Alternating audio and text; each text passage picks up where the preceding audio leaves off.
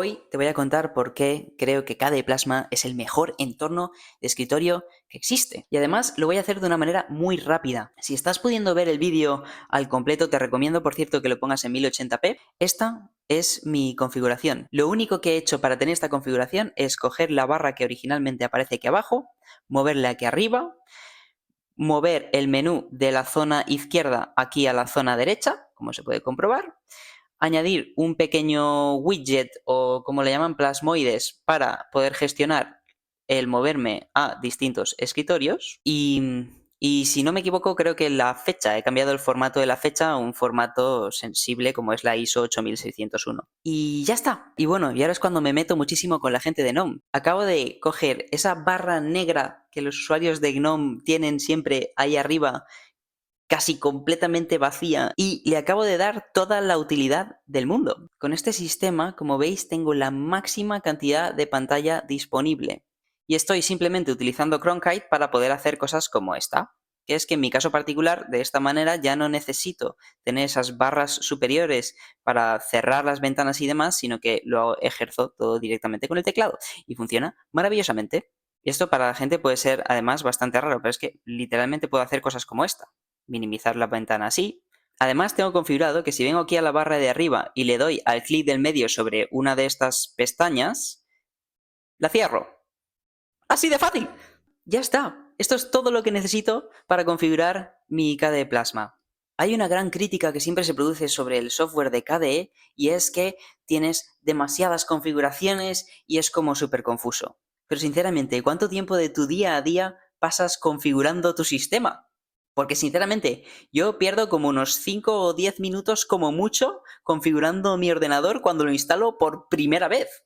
Así que sí, efectivamente, es bueno tener todas esas configuraciones directamente disponibles, porque tener todas esas configuraciones es la única manera de que todo el mundo podamos configurar nuestro sistema de acorde a nuestras necesidades particulares. Y todo ello sin la necesidad de instalar ningún tipo de extensión extraña. Y aún así, como ya he dicho, yo estoy usando Cronkite, que es una extensión de terceros extraña para un caso de uso extremadamente específico. Es decir, KDE Plasma es ultra configurable en sí mismo, pero también incluso permite la configuración externa.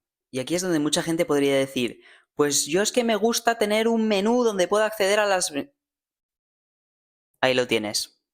Ah, y por cierto, ahora la parte más importante es que si empezamos a hacer así, se nos hace el ratón grande y mola un puñado. Esto, sinceramente, mola mucho, mola mucho. Y, por supuesto, ¿es configurable? ¡Claro que sí! ¿Por qué no? Porque sí, porque debería ser configurable. Pues claro, y tengamos esa opción disponible. ¿Por qué no?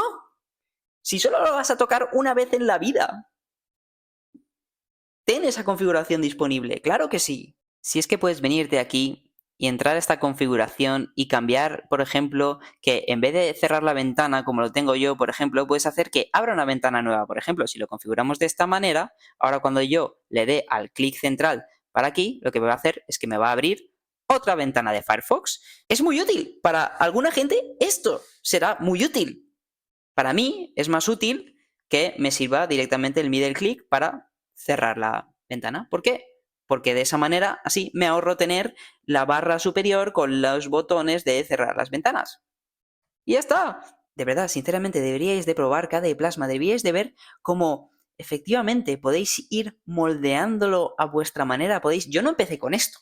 Yo empecé con la barra abajo, muy al estilo Windows y muy tal, pero con el tiempo, poco a poco, te vas dando cuenta de que, espera, si yo muevo la barra aquí arriba, no sé qué, si pongo esto tal, y tener esa capacidad de poder hacerlo de una manera tan sencilla como KDE Plasma te permite y de una manera completamente oficial, soportada, que no va a romper cuando pase a la siguiente versión, sinceramente, o sea, por favor, intentadlo, echadle un ojo, porfa. Si es que fijaos, una aplicación de GTK se ve perfectamente bien incluida e integrada dentro del sistema con las aplicaciones de Qt sin ningún tipo de problemas.